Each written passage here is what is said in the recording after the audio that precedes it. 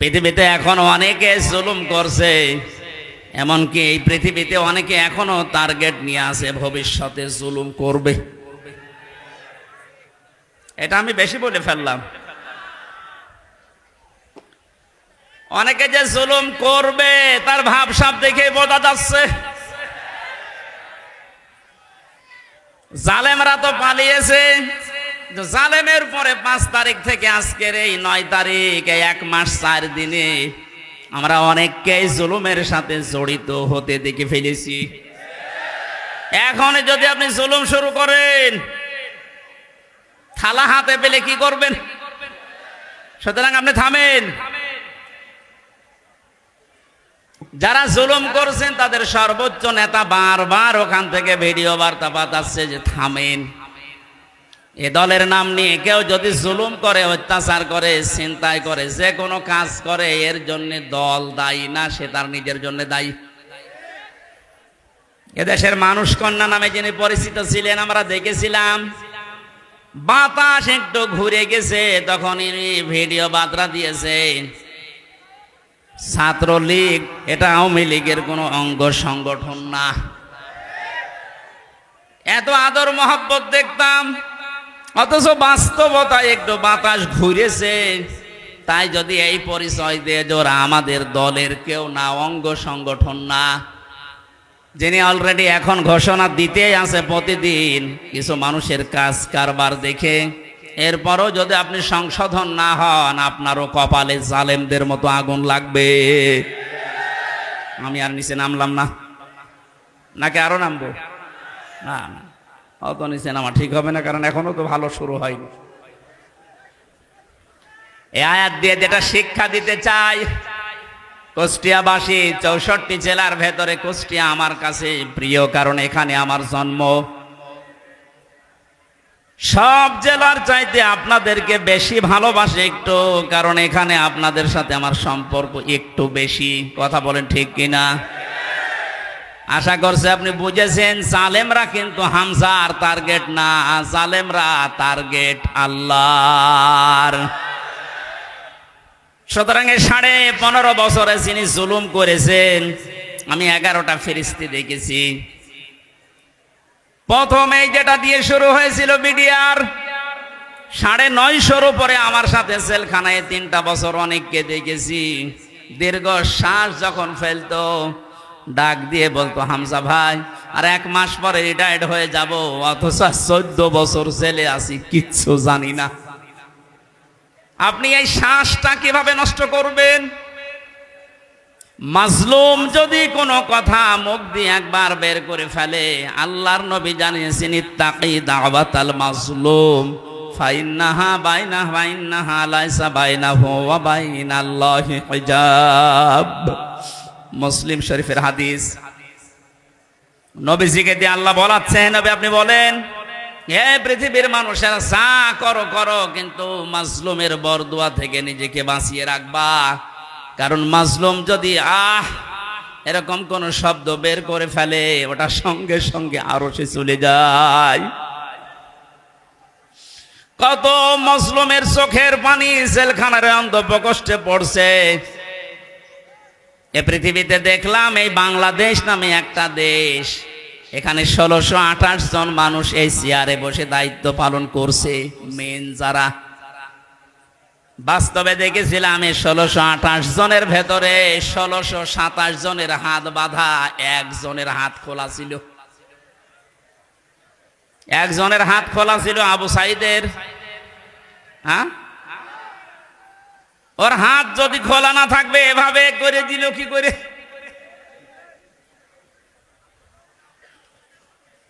হাইকোর্টের বিচারপতি পর্যন্ত যদি বলে যে না, হামজার মামলা, মামুনুল হকের মামলা হবে না, উপরের নির্দেশ, তোর চেয়ারে বসে থাকার দরকার, কিন্তু ভ্যান চালা। আপনি বলেন, একটা হাইকোর্টের বিচারপতি যদি একথা বলতে পারে, বিচার ব্যবস্থা কিভাবে বাধা ছিল আপনি টের পাচ্ছেন? একটা দেশ কত বড় দুর্নীতিগ্রস্ত হয়ে গেলে জাতীয় মসজিদের ইমাম পর্যন্ত পালিয়ে যায়। আর কার নাম বলবেন? জাতীয় মসজিদের ইমামও পালিয়ে গেছে।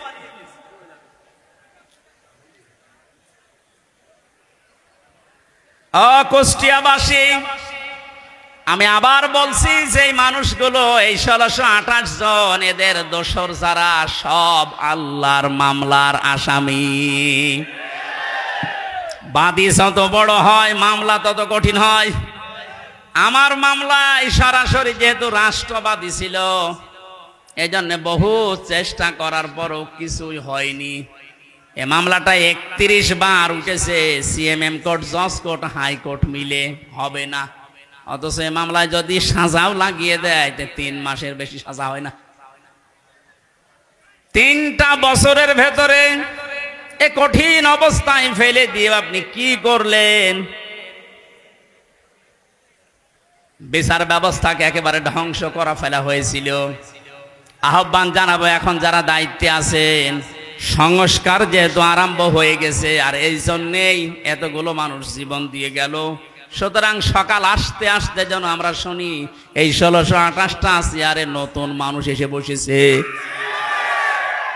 নাই তো এরা যতদিন থাকবে ততদিন নতুন নতুন ইস্যু তৈরি করে আবার বিশৃঙ্খলা ঘটাবে, কারণ ওদের চরিত্র এরকমই।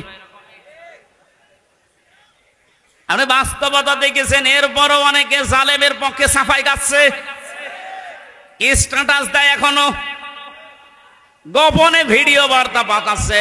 আপা, আপনি পাল্টাবেন না, আপনি ঘাবড়ায়েন না, আমরা আছি। আপনি ঘাবড়ালে আমরা নরম হয়ে যাই। শয়তান তো দেখেনি, ওই ভিডিওতে যারা দেখলাম, আমার মনে হয় শয়তান যদি আমি দেখতাম তো ওই রকমই হইত। এটা টাটকা নির্ভেজাল শয়তান। তো জানা শোনার পরে জালেমের পক্ষে সাফাই গায়, জালেমকে সাহস দেয়। নবীজি জানিয়েছেন, তিরমিজি শরীফের হাদিস, কেউ যদি জেনে শুনে জালেমকে সাপোর্ট দেয়, তার পক্ষ নেয়, তাকে ভালোবাসে, সহযোগিতা করে, ও নবীর উম্মত থেকে বের হয়ে যায়। সুতরাং আপনি নবীর উম্মত থাকবেন না বের হয়ে যাবেন, এখন সিদ্ধান্ত নিন। যেহেতু জালেমদের প্রতি বরদোয়া, জালেমদের প্রতি মামলা কার? ছোটখাটো জালেম যারা আছেন, এখনই তওবা করে ফিরে আসেন। আমার বংশ, আমার বাড়িতে এই যে এবি থানা, আগে সদর থানায় ছিল, এখন এবি থানা, হালসা, হালসা না ডাবিরা ভিটা, বংশের 100 জনের 98 জন আওয়ামী লীগ করত। ওরা আমার মনে হয় যে শক্ত আওয়ামী লীগ, ওরা বঙ্গবন্ধুকে মনে করতো সেকেন্ড নবী। 5 তারিখের পরে বিকাল আসতে আসতে আমার কল দিয়ে বলছে, বাবাজি আমরা সব পাল্টিয়ে গেছি। পাল্টিয়ে গেছে মানে এখন আমরা সব জামাত ইসলামী করি। কিসের জামাত? আপনি যা কইরে, আগে ওটা শোধ হবে, এরপরে জামাত ইসলাম।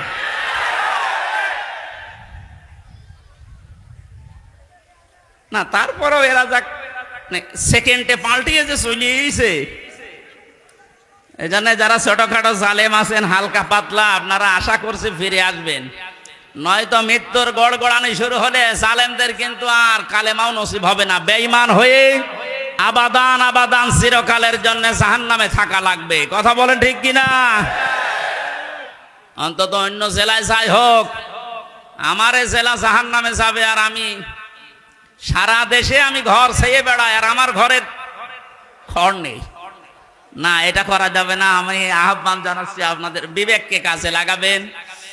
জালেমদের পক্ষে আমরা কোনোদিন ছিলাম না, ইনশাল্লাহ সামনে কিয়ামত পর্যন্ত এই বাংলাদেশে জালেমদের পক্ষে আমরা থাকবো না ইনশাল্লাহ। কোরআনে কারিমের অনুষ্ঠানে যেহেতু এসেছি, কোরআন কিভাবে মানুষের কাছে উপস্থাপন করা লাগে এ ধরন আল্লাহ শিখিয়েছেন কোরআনে। ওইভাবে বলবো নাকি মন মতো বলবো? কোরআনে কারিম কিভাবে আপনি মানুষের সামনে উপস্থাপন করবেন, বর্ণনা দেবেন, 1500 বছর আগে আল্লাহ পাক ওটা আমাদেরকে শিখিয়েছেন। কিতাবুন উনজিলা ইলাইকা ফালা ইয়াকুন ফি সাদরিকা হারাজুম মিনহু লিতুনযিরা বিহি ওয়া যিকরা লিল মুমিনিন। বলেন আল্লাহু আকবার। সূরা আরাফ 8 নম্বর পারা 10 নাম্বার পৃষ্ঠার প্রথম নাম্বার লাইনের 2 নাম্বার আয়াত। এটা তাফসিরে ফি জিলালিল কোরআনে ব্যাখ্যা আছে, সাইয়্যিদ কুতুব লিখেছেন। আল্লাহ পাক বলেন, নবী এই যে একখানা কিতাব এটা আপনাকে আমি দিলাম, এটা যখন মানুষের সামনে আপনি বর্ণনা দেবেন, ব্যাখ্যা করবেন, তাফসির করে শোনাবেন, 2টা বিষয় খেয়াল করবেন। হারাজুম মিনহু লিতুনদিরা বিহি লিসাদরিকা, আপনার মনের ভেতরে যেন কোনো সন্দেহ, সংশয়, দ্বিধা, দ্বন্দ্ব, ভয়, ভীতি এগুলো আপনার মনে যেন না ধরে। যিকরা লিল মুমিনিন, কোরআন এই দেশে এই পৃথিবীতে মুমিনদের জন্য উপদেশ। এই আয়াতের ভেতরে হারাজন শব্দের ব্যাখ্যাটা ইম্পর্টেন্ট। এদিকে তাক। হারাজনের ব্যাখ্যায় আমি 2টা অর্থ পেয়েছি। হে নবী, আপনি যখন কোরআনের কথা বলতে যাবেন, অনেক মানুষ আছে না বোঝার কারণে আপনার উপরে মন খারাপ করতে পারে। এরকম মানুষ নেই দেশে? কথা বুঝতেছেন? কোরআন যেভাবে আল্লাহ উপস্থাপন করেছেন, যেভাবে তিনি বর্ণনা দিয়েছেন, ওই ফোর্সে যদি বর্ণনা দেওয়া হয়, অনেক মানুষের সীমিত জ্ঞানের কারণে ওই বক্তব্য বুঝবে না, সেটা উল্টাপাল্টা ধারণা আপনার উপরে আসতে পারে যে হুজুর মনে হয় রাজনীতি করছে। এরকম ধারণা দেশে নেই। দ্বিতীয় নম্বরে, আবহমান কাল থেকে এমন এমন নিয়ম নীতি মানুষ ইবাদত মনে করে পালন করে আসছে, যেটা আসলে ইসলামে নেই, কোরআনে নেই, হাদিসে নেই, কিন্তু মানুষ ইসলাম মনে করে পালন করে আসে। আপনি কোরআনের ব্যাখ্যা দিলে ওইগুলো টিকবে না, তখন ওই মানুষগুলো আপনার প্রতি মন খারাপ করবে। এর বাস্তব প্রমাণ এই যে মাজার আছে না, কি সার মাজার জানো, সে যেসাই হোক, কোথায় পেয়েছেন এসব মাজার? কিছু মানুষের মাজারের প্রতি এত মহব্বত, আমার মনে হয় বিশ্ব নবীর উপর এত মহব্বত নেই। কিয়ামতের ময়দানে 2 প্রকার মানুষকে আল্লাহ সব চাইতে বেশি অপমান করবেন। তার 1 নম্বরে দুনিয়ায় যারা মাজারের খাদেম ছিল। আরে কুষ্টিয়াতে 2 জায়গায় খাদেম বেশি, গোলাপ শাহ, লালন শাহ। আর জায়গা পান না খেদমত করার। কথা বলেন না কেন? মাজার কেন্দ্রিক যদি ইসলাম হতো, এই পৃথিবীতে সর্বোত্তম মাজার হচ্ছে মোহাম্মদ রাসূলুল্লাহটা। ওখানে তো কাউকে আমি কোনোদিন টাকা দিতে, মোমবাতি দিতে, আগরবাতি দিতে দেখি না। কোন কারণে আপনি এখানে এই সমস্ত কাজ কারবার করেন? লা তাত্তাখিদুল কুবুর মাসাজিদা, কবরকে সেজদার জায়গা বানিও না। অথচ লালনের মাজারে যে দেখেন এখনো অনেকে সেজদায় পড়ে আছে। এইটাই আমি একদিন গিয়েছিলাম, কিভাবে শিরিক চলছে। কোরআন দিয়ে হাদিস দিয়ে বললে বাংলাদেশে 48,000-এর মাজার, একটাও টিকবে না। আজকে দেখলাম 2টা মাজার অলরেডি বড় বড়, যেগুলো সবচাইতে বেশি ইনকাম হতো, দেওয়ানবাগি আর ওদিকে 8 রশি ভেঙ্গে গুড়িয়ে দিয়েছে। শিরিক যে দেশে চলে, ওই দেশে আল্লাহর রহমতের দৃষ্টি আল্লাহ তুলে নেয়। আমার তো মনে হচ্ছে যেভাবে দেশ থেকে এখন শিরিক আস্তে আস্তে আরম্ভ হচ্ছে দূর হওয়া, আল্লাহর রহমত এই দেশটা আল্লাহ ভরে দেবে ইনশাআল্লাহ। কোন মৃত মানুষের প্রশংসা করা 3 দিনের উপরে জায়েজ নেই। ভালো করে শোনেন, আমি বানিয়ে বলছি। যত আপনজন হোক, মারা গেলে 3 দিনের পরে আপনি আর শোক পালন করতে পারবেন না। 3 দিন পরে শোক পালন করা জায়েজ নেই কারো কেউ মারা গেলে। হ্যাঁ, বিধবা মহিলা স্বামী মারা গেলে সর্বোচ্চ 3 মাস 10 দিন বিবাহ ছাড়া থাকতে পারবে। আপনার কি আত্মীয় হয় গোপালগঞ্জের ওই লোক? কবে মারা গেছে এতদিন পর্যন্ত আপনার শোকই যায় না।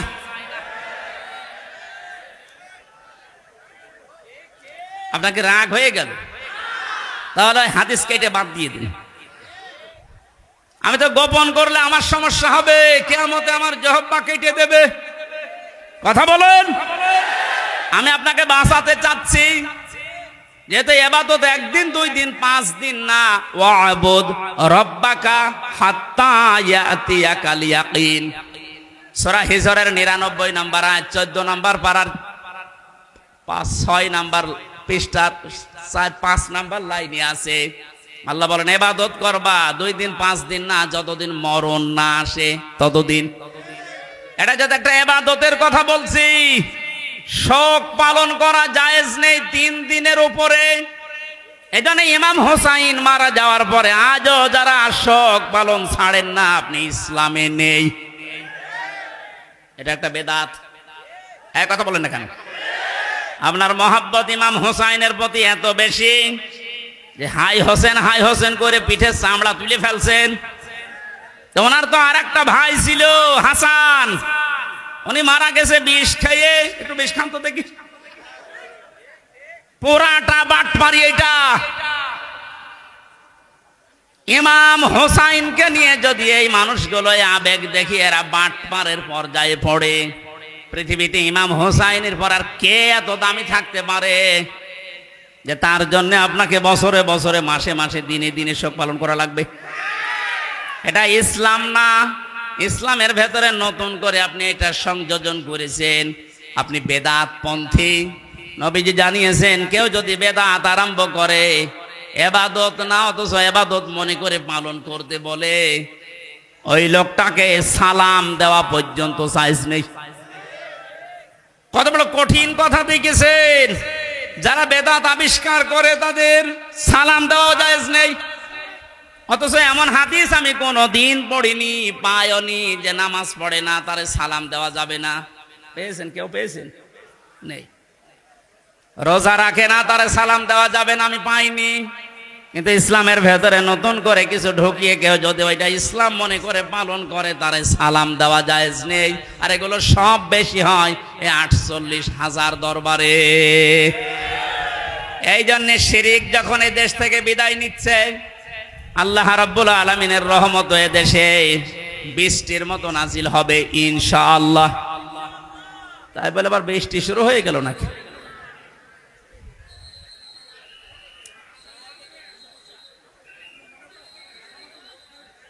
এই কারেন্টে ধরিস?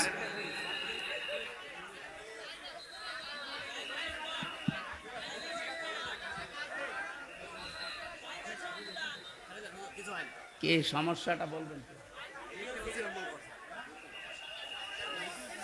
দেখতে পাচ্ছেন না? কি করা যাবে? মা এখানে প্রায় 1 কিলোমিটার শুধু মানুষ দেখে আসলাম। 1 কিলোমিটার শুধু মানুষ, পা ফেলার জায়গা নেই। যেখানে আছেন ওইভাবে থাকেন ভাই। আর আপনাদের এই চাইতে আর বড় জায়গা ছিল না? না, কষ্ট হয়ে যাচ্ছে মানুষের। মানুষকে কষ্ট দেওয়া তো ঠিক না। এখন কি করব? এদের যেভাবে আছেন থাকেন, ওইভাবে থাকেন। না, আমি সব বাদ দিয়ে দিলাম। আমি প্রবেশ করছি কোরআনের তাফসিরে। সূরা মুলক থেকে মাত্র 2টা আয়াত পড়েছি। যেহেতু তাফসিরুল কোরআন মাহফিল লিখে দিয়েছেন, এর হক আদায় করা দরকার। আমরা তাফসির আকারে আরম্ভ করছি ইনশাআল্লাহ। জবান খুলে কোরআনের সোনালী আয়াত এবার পড়েন। আউযু বিল্লাহি মিনাশ শাইতানির রাজিম। বিসমিল্লাহির রহমানির রহিম। তাবারাকাল্লাযী বিয়াদিহিল মুলকু ওয়া হুয়া আলা কুল্লি শাইইন কাদির। সূরা মুলক কোন সূরা? মুলক শব্দের শাব্দিক অর্থ রাজত্ব। মুলক মানে কি? আল্লাহ রাব্বুল আলামিন সূরা মুলক নাযিল করে 30টা আয়াত দিয়েছেন, 3টা রুকু দিয়েছেন। এর প্রথম 2টা আয়াতে আল্লাহ নিজের পরিচয় তুলে ধরছেন, নিজের বড়ত্ব, মহত্ব, আমিত্ব। কারণ আল্লাহ পাক নিজের বড়ত্ব তুলে ধরতে পারে, তাছাড়া দুনিয়ার কোন সৃষ্টি তার নিজের বড়ত্বের পরিচয় তুলে ধরতে পারে না। এই গুণটা শুধুমাত্র আল্লাহর। কারণ অহংকার করা, বড়ত্ব করা এটা আল্লাহর চাদর, ইজার। কেউ যদি অহংকার করে, বড়ত্ব দেখায়, সে যেন আল্লাহর চাদর নিয়ে টানাটানি করে। হাদিসে কুদসি, পৃথিবীর কোন সৃষ্টি যদি আল্লাহর চাদর নিয়ে টান দেয়, আল্লাহ তাকে জমিনে আছাড় দিয়ে অপমান করে। এর বাস্তব প্রমাণ এই 5 তারিখের আগে জালেমরা ধরাকে সারা জ্ঞান করে এমন কোন বিষয় নেই, বিভাগ নেই যেখানে ওরা অহংকার আর তাকাব্বরি, বড়ত্ব দেখায়নি। আল্লাহ পাক ধরেছেন এমন কায়দায়, ওয়ালাহুম আযাবুম মুহিন। আল্লাহ বলেন, জালেমদেরকে যখন আমি ধরি, এই মানুষগুলোকে অপমানজনক শাস্তির একেবারে নিম্নে পৌঁছিয়ে দেই। কত বড় অপমান আল্লাহ করেছে এই কালামানিককে, ওর বিসি পর্যন্ত উড়ে গেছে। আর কি দেখাবে আল্লাহ? যেদিন ওর বিসি উড়ে যায়, সেই দিন আমি শুকরিয়া আদায় করেছি, মাবুদ, এই লোকটা বিচার ব্যবস্থায় থাকতে যত অবিচার করেছে, ও তো মানুষ ছিল না, একটা টাটকা জানোয়ার ছিল। ওর কারণে যত মানুষ বিনা কারণে দুনিয়া থেকে বিদায় নিয়েছে, মরণের আগে ওই রকম কঠিন শাস্তি ওরে তুমি দিও। একটা দিন যাচ্ছে, ওর শাস্তির মাত্রা বাড়ছে। এখন হাসপাতালের বেডে দেখেন পড়ে আছে। বিসি যেহেতু নেই, বাকি জিনিসগুলোর অবস্থাও মনে হয় নড়বড়ে। কথা বলে না কেন? জালেমদেরকে আল্লাহ এভাবে ধরে, মরতে দেরি হবে জালেমদের। কোরআনে কারীম জানাচ্ছে, লাহুম মিন জাহান্নামা মিহাদু ওয়া মিন ফাওকিহিম গাওয়াশ ওয়া কাযালিকা নাজিজিজ জালিমিন। সূরা আরাফের 41 নম্বর আয়াত।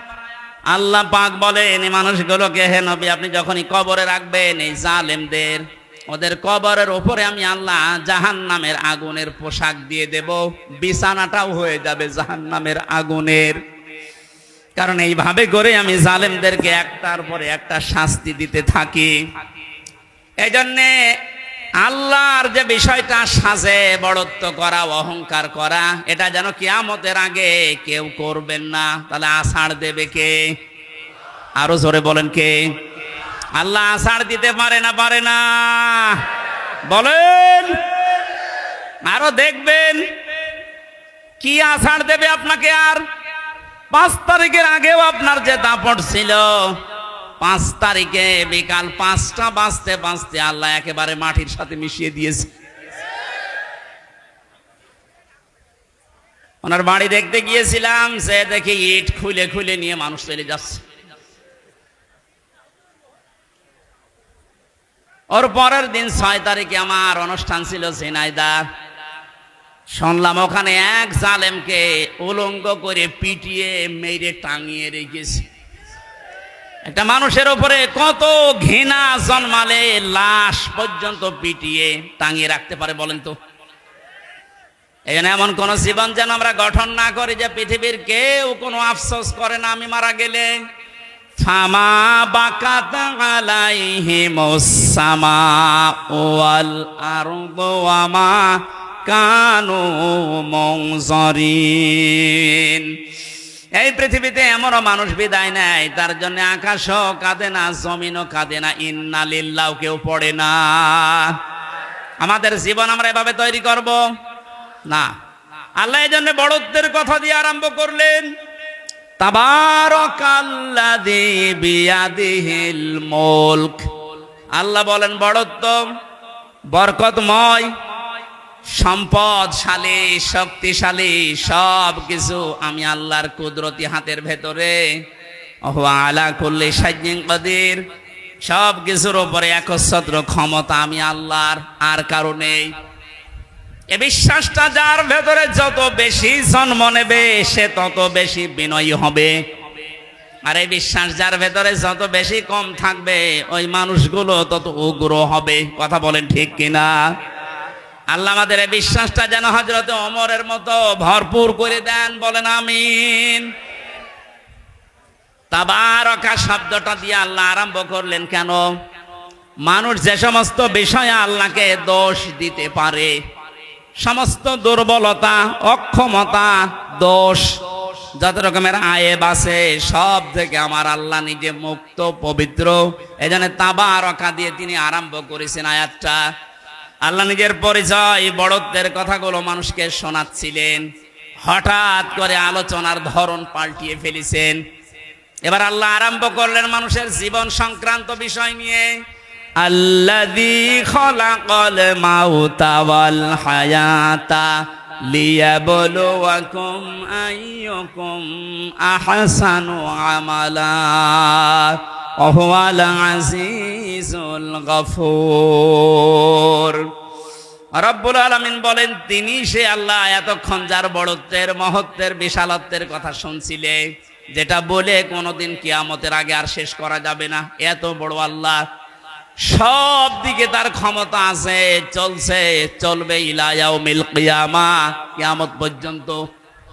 এবার আল্লাহ আস্তে করে আলোচনার ধরন পাল্টিয়ে তিনি বললেন, তিনি সে আল্লাহ যিনি তোমাদের মউত আর হায়াত বানিয়েছেন, যেন তিনি পরীক্ষা করতে পারেন তোমাদেরকে, তোমাদের ভেতরে কে সবচাইতে বেশি ভালো কাজ করে তার কাছে যেতে পারে। ওয়াল আজিজুল গফুর, তিনি হচ্ছেন আজিজ এবং গফুর। এই ছিল বাংলা অর্থ। এবার আসেন আমরা ব্যাখ্যার দিকে যাচ্ছি। আল্লাহ বানিয়েছেন সর্বপ্রথম মানুষের মউত, তারপরে হায়াত।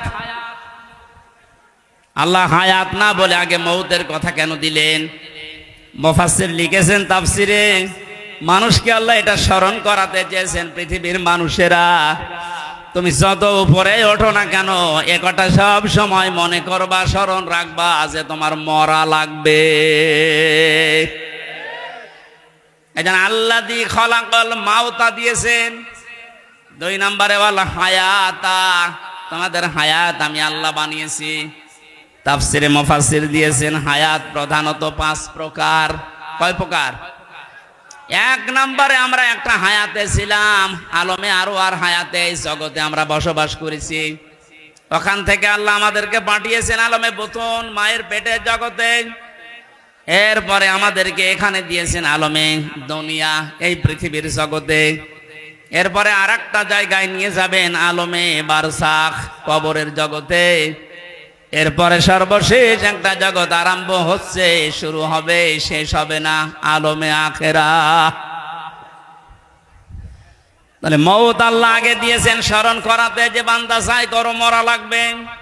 হায়াত আল্লাহ 5 প্রকার বানিয়ে 2টা আমাদের থেকে বিদায় নিয়েছে, সামনে 2টা আছে, আমরা মাঝখানেরটায় আছি। এখান থেকে বোঝা যায় সামনে পেছনে যেহেতু 2টা চলে গেছে, সামনের 2টা হায়াত আমাদের কাছে মাস্ট বি, বারজাখ আর আখেরাত আসবেই। কথা বলেন ঠিক কিনা? যেহেতু মাঝেরটায় আছে, এ জগতের কাজ হচ্ছে লিয়াবলুয়াকুম, তিনি তোমাদেরকে পরীক্ষা করতে চান। আইয়ুকুম আহসানু আমালা, তোমাদের ভেতরে সবচেয়ে বেশি ভালো কাজ করে কে আসতে পারে। কুষ্টিয়াবাসী খুব খেয়াল করেন আল্লাহর এই কথাকে। তিনি কিন্তু বেশি বেশি কাজ চাননি, তিনি চেয়েছিলেন ভালো কাজ। কি কাজ? কুষ্টিয়াবাসী একটু খেয়াল করেন তো, তাফসির মাহফিলে তাফসির শোনার জন্য মন দিয়ে যারা বসে আছেন, 2টা জগৎ চলে গেছে অলরেডি, আর একটা জগৎ 2টার সামনে আছে। মাঝখানেরটায় আল্লাহ যেটা দিলেন আহসানু আমালা, আল্লাহ বেশি কাজ চান না, তাহলে আকসারু আমালা দিতেন। আল্লাহ দিয়েছেন আহসানু, ইসমে তাফজিল, আমি সবচেয়ে ভালো কাজটা চাই, বেশি কাজ চাই না। বাস্তবে আয়াতের পুরা উল্টা। এই 15.5 বছরে আপনি দেখেছেন বহু কাজের হাতে দিয়েছে, কিন্তু কাজগুলো ভালো হয়নি। কুষ্টিয়ার মেডিকেল কলেজের দিকে তাকান, হওয়ার আগেই ভেঙে পড়ে গেছে। এটা বানিয়ে বললাম। আমি জেলখানায় থাকতে যুগান্তর পত্রিকায় যেই দিন দেখেছি যে বানানোর আগে, উদ্বোধনের আগে পড়ে ভেঙে গেছে। আপনার অত বড় কাজের আঞ্জাম দেওয়া কি দরকার? কাজটা ভালো করে করেন। আল্লাহ বেশি কাজ চান না, আল্লাহ কি চান? আরো জোরে বলেন। কাজটা ভালো হওয়ার জন্য 2টা শর্ত। এক নম্বরে দেখা লাগবে ওর ভেতর আল্লাহর বিধান আছে কিনা, দুই নম্বরে দেখতে হবে বিশ্ব নবীর জীবনে এরকম কাজ ছিল কিনা। এখন যদি বলেন নবীজির জীবনে হাসপাতাল বানানো ছিল, হ্যাঁ ছিল। বিশ্ব নবী মুহাম্মদুর রাসূলুল্লাহ মানবতার সেবায় যে কাজগুলো করেছিলেন ওই জামানায় আপনি তার জীবনীতে দেখবেন। এই যে মিডিয়ার কথা এসেছে আজকে আসার সময় বলছিল, এই জন্য মনে পড়ছে আমি বলছি।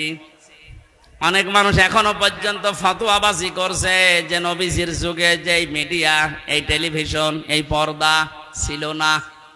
এই প্রযুক্তি যারা ব্যবহার করছে এরা হারাম কাজে আছে, একটা ভ্রান্ত ধারণা এটা। আল্লাহর নবী মুহাম্মদুর রাসূলুল্লাহর জামানায় এই মিডিয়া ছিল, কিন্তু সিস্টেম এভাবে ছিল না। আপনি সিরাত ইবনে হিশাম দেখেন, সিরাত বিশ্বকোষ দেখেন, আর রাহিকুল মাখতুমের ভেতরে আছে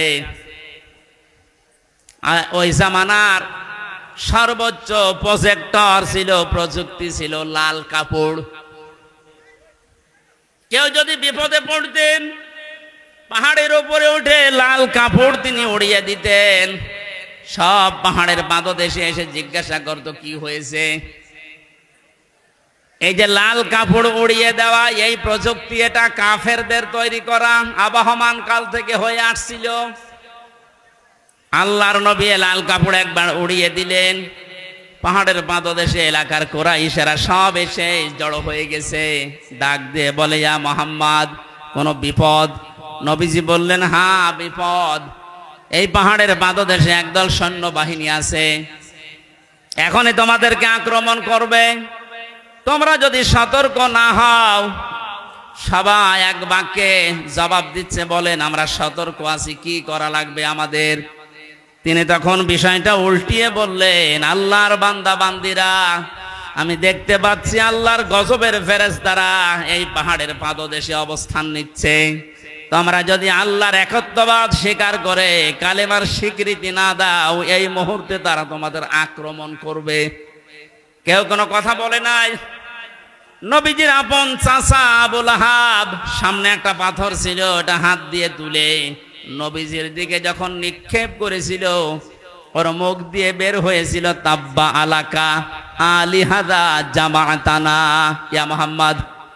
হে মোহাম্মদ, তুই এই কথা বলার জন্য আমাদেরকে এক জায়গায় করলি, তুই ধ্বংস হয়ে যা। বলেন নাউজুবিল্লাহ। এই যে ঘটনাটা 1 মিনিটে বললাম, আমি কি শিক্ষা পেলাম এখান থেকে? এই যে লাল কাপড় উড়িয়ে দেওয়া, এটা কাফেরদের তৈরি প্রযুক্তি। কথা বলেন না কেন? নবীজি যে এটা ব্যবহার করেছিলাম ইসলাম প্রচার করার জন্য, না ইসলাম ধ্বংস করার জন্য? আজ এই মিডিয়াগুলো যদি ইসলাম প্রচারের জন্য ব্যবহার করা হয় 100% জায়েজ। এটা যদি ইসলাম ধ্বংস করার জন্য ব্যবহার করা হয় এটা 100% হারাম। হ্যাঁ, এখানে একটা মাসলা আছে। পুরুষের জন্য যে সতরটা, এতটুকু আপনার জন্য এই টেলিভিশনে হোক, বাইরে হোক, পর্দায় হোক, জায়েজ আছে। ইমাম আবু হানিফা রাহমাতুল্লাহ আলাইহির মত অনুযায়ী একটা পুরুষের মুখমণ্ডল, হাতের কবজি, পায়ের পাতা এতটুকু বাদ দিয়ে পুরা শরীর যদি ঢাকা রাখে, তাহলে একটা মহিলার সামনে আসলে আপনার গুনাহ নেই। আমি আবার বলছি মাসলাটা, একটা মেয়ে লোক যদি নিজের মুখমণ্ডল, হাতের কবজি, পায়ের পাতা খোলা রেখে চলাফেরা করে, দেখাশোনা করে, জায়েজ আছে, তাকানো জায়েজ আছে। কিন্তু যদি খাস পর্দা করতে চায়, হাত মোজা, পা মোজা দিয়ে মুখ ঢেকে শুধু চোখ দুটো বের করে, এটা সর্বোত্তম। কিন্তু বাস্তবতায় যদিও কর্মজীবনে সে বাইরে যেতে চায়, হাতের কবজি, মুখমণ্ডল, পায়ের পাতা খোলা রেখে ও কাজ কারবার করতে পারবে। এটা যদি আপনি সামনে দেখুন যেমন জায়েজ আছে, এ পর্দায় দেখলেও সেরকম জায়েজ আছে। এবার আসেন পুরুষেরটা। আল্লাহর নবী জানিয়েছেন একটা পুরুষের সতর হচ্ছে মা নাভি থেকে শুরু করে হাঁটু পর্যন্ত। এটা যদি ঢাকা রাখে, বাকি শরীরে কাপড় চোপড় নেই, তার দিকে তাকানো জায়েজ আছে না নেই? 100% জায়েজ আছে, কারণ সতর ঢাকা আছে। আমরা যেটা নিয়ে এসেছিলাম, এই যে আহসানু আমালা, এই শব্দটার ব্যাখ্যা করতে গিয়ে আমি পেয়েছি আল্লাহ যেহেতু বেশি বেশি কাজ চাননি, কোরআনে ভালো কাজ চেয়েছেন, এখান থেকে একটা মাসলা আমি বের করেছি। পৃথিবীতে আমরা একটা বিষয় এখনো পর্যন্ত মনে হয় ক্লিয়ার না, মিজানের পাল্লা। শোনেননি নাম? মিজানের পাল্লা নাম শুনেছেন? এ জিনিস দিয়ে কি করে? আমল মাপে। কি মাপে? আরো জোরে বলেন। এখানে অধ্যাপক বসে আছে, অ্যাডভোকেট বসে আছে, আলেমরা বসে আছে। এই বিষয়টা ক্লিয়ার করব আজকে ইনশাআল্লাহ। কোরআনে কারিমে মাপার যন্ত্রের যে সমস্ত নাম আমরা পেয়েছি, ফাআম্মা মান সাকুলাত মাওয়াজিনুহু ফাহুয়া ফি ঈশাতির রাদিয়া ইলা আখিরি আয়াত। আল্লাহ পাক বলেন কোন মানুষের সেকাল, ওজন, এটা মাপ দেওয়া হবে যেটা দিয়ে, এটা যদি ভারী হয়, ওজন যদি বেশি হয়, তাকে সন্তোষজনক জীবন, তার মানে জান্নাতে তাকে পৌঁছিয়ে দেওয়া হবে। আমাদের দেশ, বিশেষ করে আমি বহু দেশ থেকে এই তথ্যটা পাওয়ার চেষ্টা চালিয়েছি। বাংলাদেশ, ভারত, পাকিস্তান, এই তিনটা দেশে একটু সমস্যাটা বেশি এই যে মাপটা নিয়ে। আমরা মনে করি কিয়ামতের ময়দানে আল্লাহ মিজানের পাল্লায় আমাদেরকে ওজন দেবেন। আমাদের ওজনটা দেবেন কি বলেন তো? আমল। বলেন না কেন? আরো জোরে বলেন, আর একবার বলেন। আমল। আমল এটা আরবি শব্দ, বাংলা কাজ। আমল মানে কি এ পর্যন্ত বুঝেছেন কিনা বলেন? আমল মানে কি? আরো জোরে বলেন। এবার আমার প্রশ্ন অধ্যাপক সাহেবের কাছে, পৃথিবীর প্রতিটি জিনিস পরিমাপ করার জন্য আলাদা আলাদা যন্ত্র আছে। আমি যদি বলি স্যার এই স্টেজটা একটু মেপে দেন, এটা দাড়ি পাল্লায় তুলে দেবে। কি দিয়ে মাপবে? ফিতা দিয়ে। বলেন বলেন। যদি এখন বলে যে 1 কেজি চাল মেপে দেন, ওটা ফিতা দিয়ে মাপবে। কি দিয়ে? বলেন। এই যে এখানে পানি আছে, এই পানি যদি ওনারে মাপতে দেয়, উনি ফিতা দিয়ে মাপবে। এটার জন্য লিটার আছে, সিসি আছে। কথা বলেন না কেন? দুনিয়ায় যত জিনিস দেখবেন, প্রতিটি জিনিস পরিমাপ করার জন্য আলাদা আলাদা যন্ত্র আছে। আপনি যে এতক্ষণ বলছেন যে কিয়ামতে আল্লাহ মাপবে, আমল কি মাপবে? আমল মানে বলেন, কাজ মাপতে হয় দাড়ি পাল্লা দিয়ে, যে 5 কেজি কাজ। বলেন, আপনি বলেন। এই ধারণাটা আজ নিরসন করা লাগবে। ভুল ধারণায় আছি আমরা।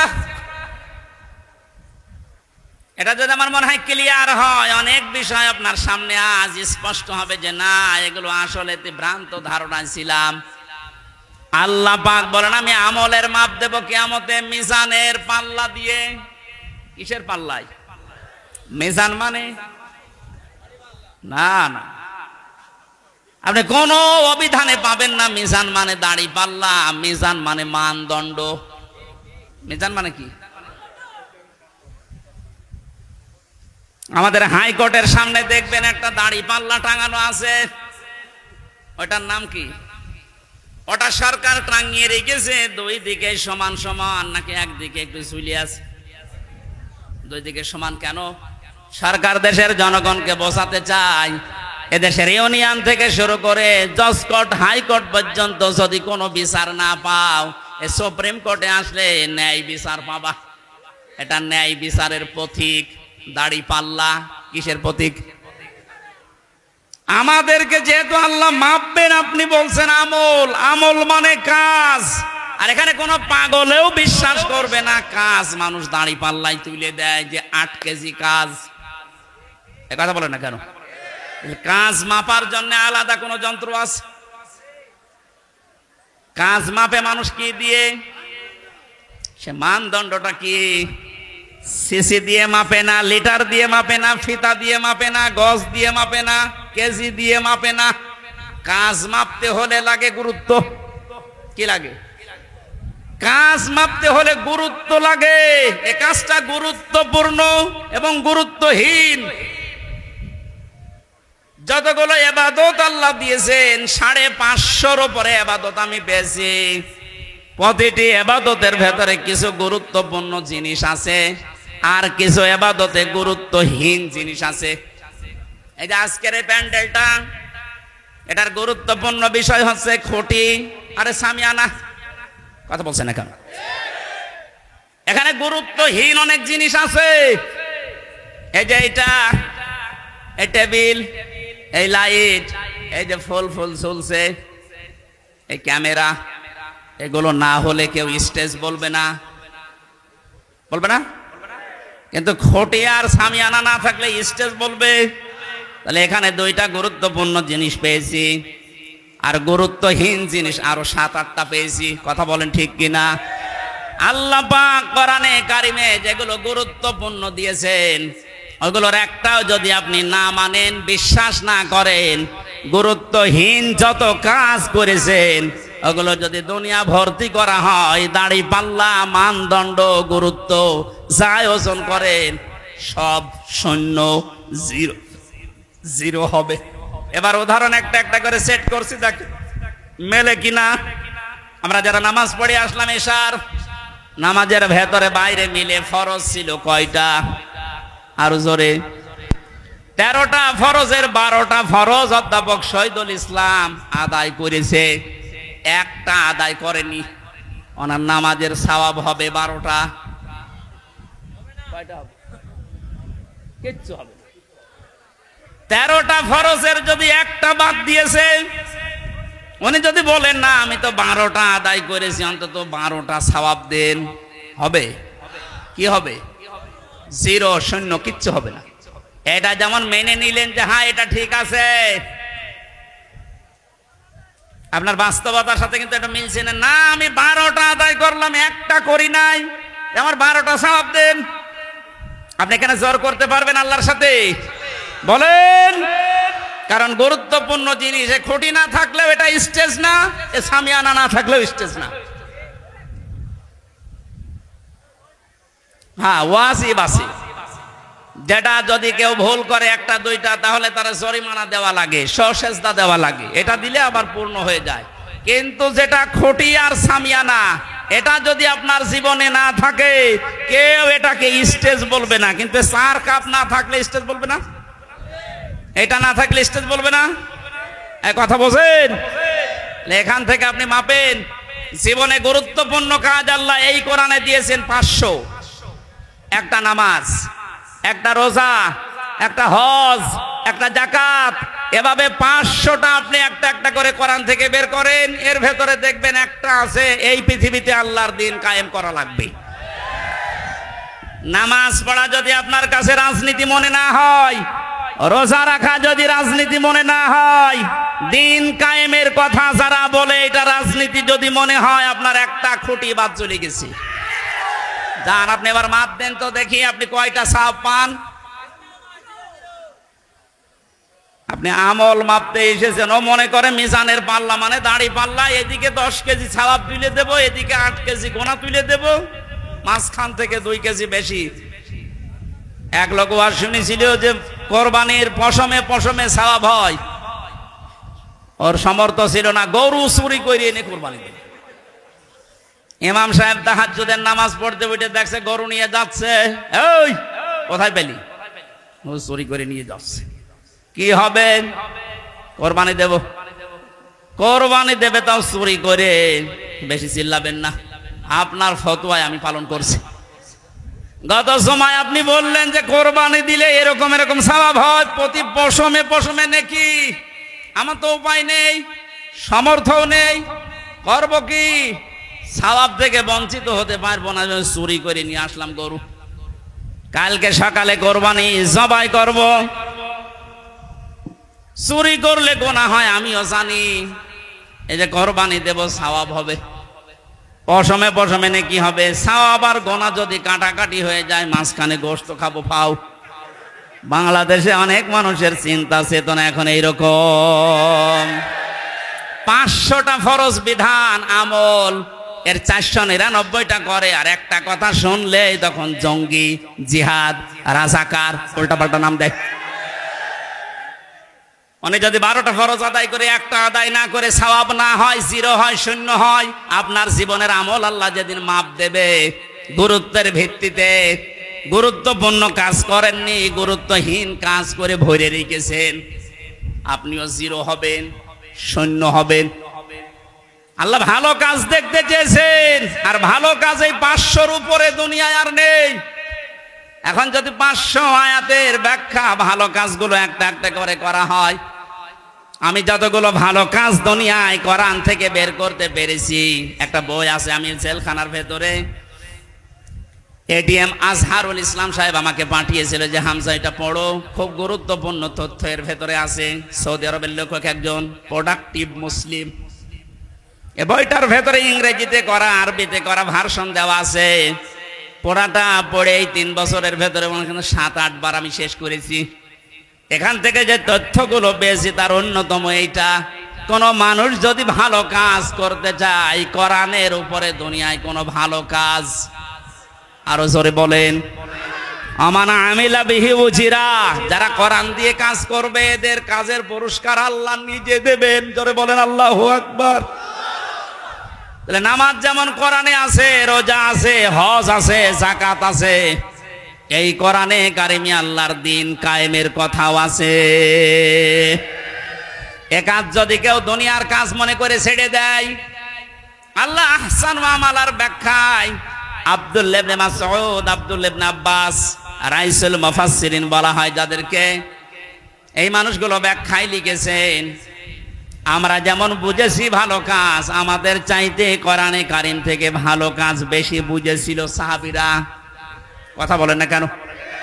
হযরতে মুআয মুআযের দিকে তাকিয়েছেন, মাত্র 11 বছর 13 বছর, তারা কিন্তু আহসান ওয়া আমালা বুঝেছিল যে ভালো কাজ কোনটা। আমরা মনে করি ভালো কাজ মানে জিকির করা, ভালো কাজ মানে দরবারে যাওয়া, ভালো কাজ মানে জুব্বা গায়ে দেওয়া, পাগড়ি মাথায় দেওয়া, দস্তরখানা বিছিয়ে খাবার খাওয়া, হ্যাঁ ভালো কাজ। কিন্তু সব চাইতে ভালো কাজ আল্লাহর কাছে কোনটা, এটা আমাদের চাইতে ভালো বুঝেছিল সাহাবীরা। এই বলেন না কেন? বলেন, আর একবার বলেন। তাকান তাদের দিকে, কি বুঝেছিল তারা? এতটুকু বয়সে আল্লাহর দিন কায়েমের জন্য নিজের হাঁটুর উপরে, পায়ের গোড়মোড়ের উপরে ভর করে উঁচা হয়েছে, যেন আমি জিহাদের ময়দান থেকে বাদ না পড়ি। তা আল্লাহর দিন কায়েমের জন্য এত চেষ্টা চালিয়েছে যে এইটাই ভালো কাজ। আর আমরা এখান থেকে যত পেছোতে পারি, ফাঁকি দিতে পারি, তত নিজেকে ধন্য মনে করছি। আহুয়াল আজিজুল গফুর। আল্লাহ বলেন এই কাজ করলে 2টা নাম আমি ব্যবহার করলাম। তাহলে আমার আলোচনার বিষয় হচ্ছে পৃথিবীর যত ভালো কাজ আছে সব চাইতে আল্লাহর নিকটে ভালো কাজ হচ্ছে আল্লাহর জমিনে আল্লাহর এই বিধান পালন করা। কথা বলেন না কেন? এটা যতদিন পর্যন্ত রাষ্ট্রীয়ভাবে কায়েম করতে না পারবেন, ইচ্ছা করলেও আপনি ভালো কাজ করতে পারবেন না।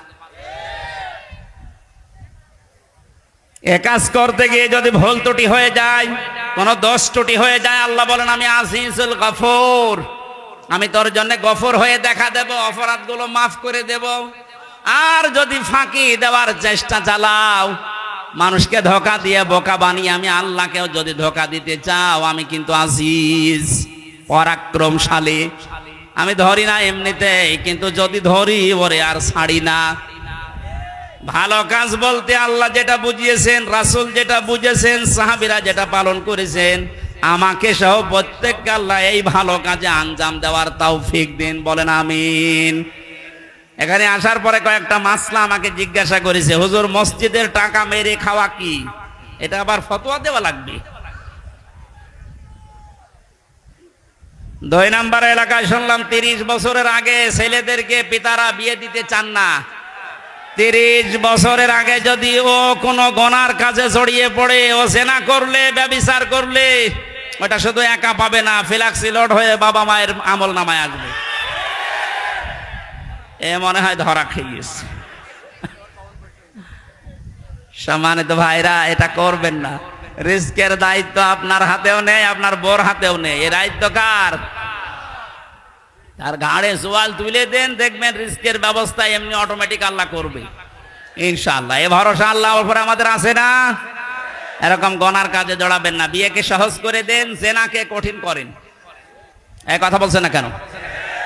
আল্লাহ আমাদেরকে, আমি প্রচন্ড গরমে ভেতরে ঘেমে শোধ চলছে, আমার গলাও ব্যথা করছে, আর ঘন্টা পার হয়ে গেছে, আমি আর কথা বলতে চাচ্ছি না। আগামীতে কোন জায়গায় আসলে একটু আগে তুলে দেবেন, আর শীতের সময় মাহফিল নেবেন, গরমের সময় আর নিয়েন না। আল্লাহুম্মা আমিন।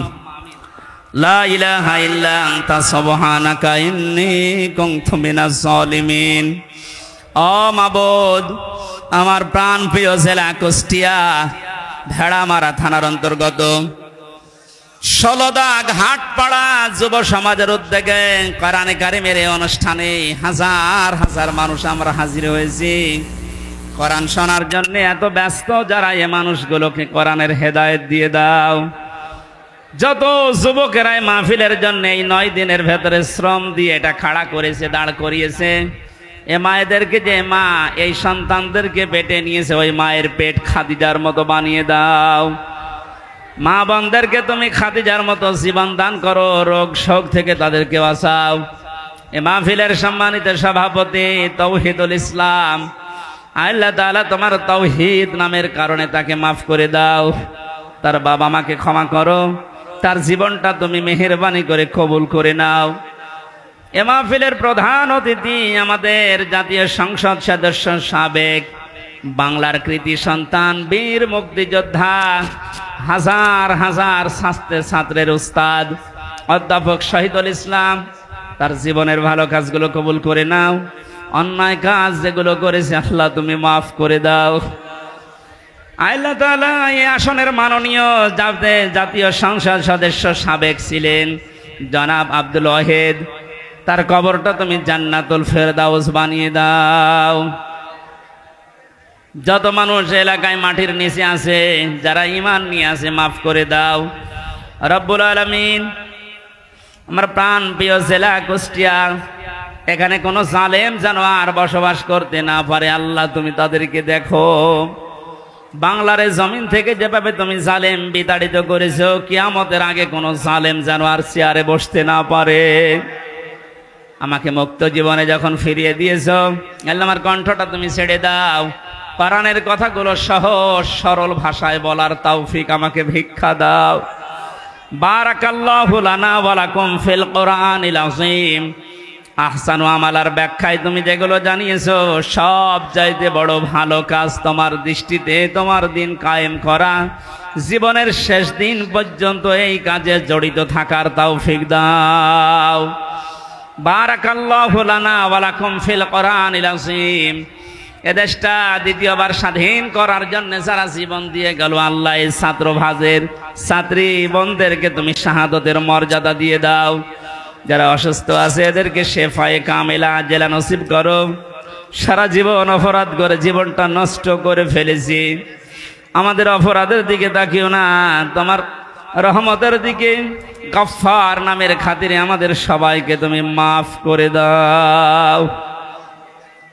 কখন কার কাছে আজরাইল তুমি পাঠিয়ে দাও আমরা জানি না, মরণ আসার সঙ্গে সঙ্গে যেন বলতে পারি লা ইলাহা ইল্লাল্লাহু মুহাম্মাদুর রাসূলুল্লাহ।